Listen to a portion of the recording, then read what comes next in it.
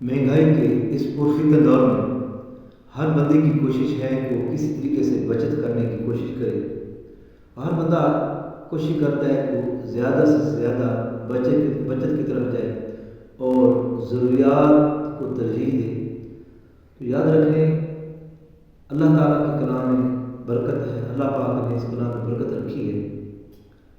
تو جب بھی ایک بہترین نسخہ مہنگائی کا توڑ کہ جب بھی گاڑی کے اندر یا موٹر سائیکل بائک کے اندر پٹرول وغیرہ ڈلوائیں، جب پٹرول ڈلوا لیں اس کے بعد ڈھکن بند نہ کریں بلکہ 3 مرتبہ درود پاک پڑھیں، کوئی بھی درود پاک. اس کے بعد 7 دفعہ یا سورۃ الکوثر انا اعطیناک الکوثر فصلی لربک وانحر ان شانئک هو الابتر یا 7 مرتبہ پڑھ لیں.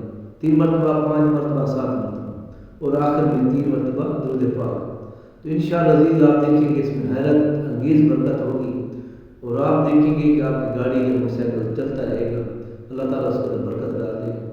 تو اس مہنگائی کے دور میں اللہ تعالیٰ کے اس کلام کا فائدہ اٹھائے اور اللہ تعالیٰ ہم سب کی ترین خواہش مہنگائی سے چھٹکارے پر عمل کرنے کی توفیق عطا فرمائے اور ہم کوشش کریں کہ زیادہ سے زیادہ بچت کی طرف جائیں اور مہنگائی کا توڑ سورۃ الکوثر اس کو پٹرول ڈلوانے کے بعد اس کے ڈھکن کھول کے اوپر پڑھنے کے پھونک دیں.